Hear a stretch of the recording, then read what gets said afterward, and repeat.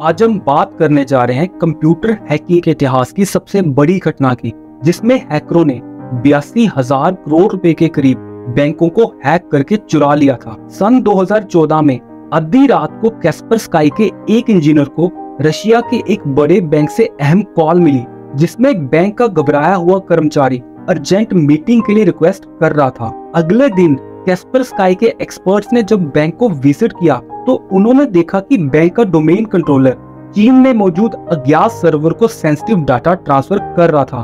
Domain controller किसी भी network का सबसे इम्पोर्टेंट सर्वर होता है, क्योंकि इसके पास पहुंच होने पर आप नेटवर्क में मौजूद किसी भी कंप्यूटर तक पहुंच सकते हैं। जब कैस्परस्काई के एक्सपर्ट्स बैंक के नेटवर्क का विश्लेषण कर रहे थे, तब उन्हें ये पता चला कि बैंक के कुछ कंप्यूटर में एक screen sharing software VNC install था। कैस्परस्काई के एक्सपर्ट्स ने जब बैंक के IT विभाग के कर्मचारियों से इस VNC सॉफ्टवेयर के बारे में पूछा तो उन्हें इसके बारे में कोई जानकारी नहीं थी। इसका मतलब साफ था कि कहीं कोई गड़बड़ हो रही थी।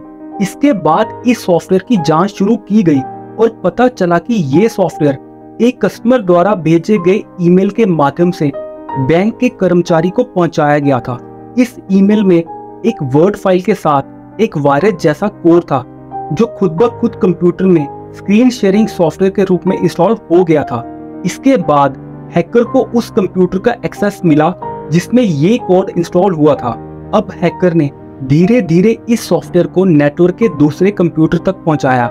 इसके बाद हैकर कर्मचारियों के एम्प्लॉय कोड और एक्सेस कोड जानने के लिए कीलॉगर सॉफ्टवेयर को इन कंप्यूटर में इंस्टॉल करता है।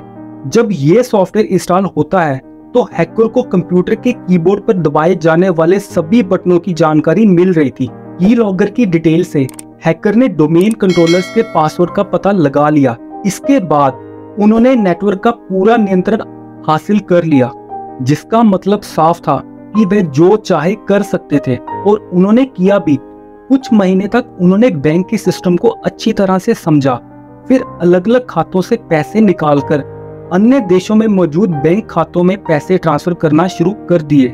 किसी को इसका पता नहीं चल रहा था। पैसे दूसरे देशों के बैंक खातों में ट्रांसफर होने पर वहां के कुछ विशेष लोग ATM से पैसा निकाल लेते थे। हैकर्स के पास बैंक के पूरे नेटवर्क का एक्सेस होने के कारण वह हर कुछ दिन बाद हजारों डॉलर ट्रांसफर करते रहे। इसके अलावा उन्होंने inter bank transfer, fake credit card, Swift transfer जैसे कई तरीकों का इस्तेमाल करते हुए 18 मिलियन डॉलर चोरी कर लिए। ये लोग डार्क वेब पर चोरी किए गए ATM कार्ड खरीदकर भी कैश विड्रॉल करते थे। वे इस काम को इतने सावधानी से करते थे कि उनको पकड़ना असंभव हो रहा था।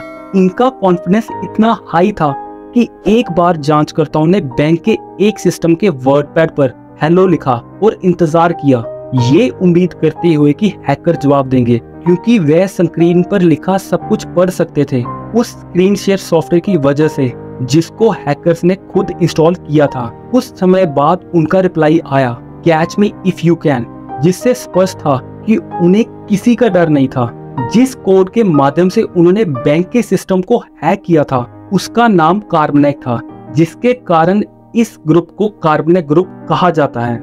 2013 से 2018 तक इन्होंने अलग अलग देशों के बैंकों पर साइबर अटैक करके तकरीबन $1 बिलियन चुरा लिए थे, जिसकी आज के समय में वैल्यू 82,000 करोड़ भारतीय रुपए के बराबर है। इनका तरीका सभी देशों में एक जैसा था। पहले ये बैंक के कर्मचारी को ईमेल भेज के उसके सिस्टम को हैक करते थे, फिर धीरे धीरे बैंक के डोमेन कंट्रोलर को हैक करते थे। उसके बाद कई हफ्तों तक बैंक के कर्मचारियों का काम करने का तरीका जानते थे और अंत में पैसे निकालते थे।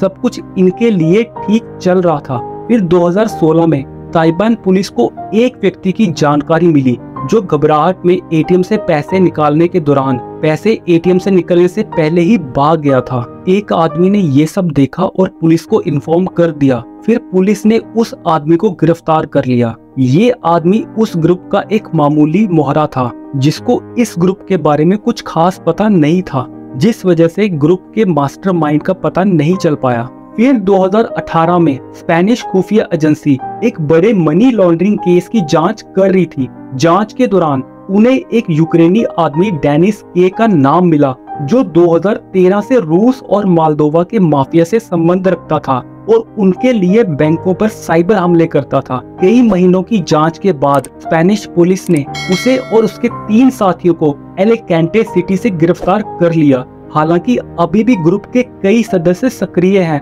और चुपचाप अपना काम कर रहे हैं और दुनिया की अलग अलग बैंकों पर साइबर हमले कर रहे हैं। लेकिन डेनिस के और उसके साथियों द्वारा किया गया $1 बिलियन का कारनामा कंप्यूटर हैकिंग के इतिहास का सबसे बड़ा कारनामा था और इनका ये ग्रुप कार्बनेट ग्रुप के नाम से पूरी दुनिया में मशहूर हुआ।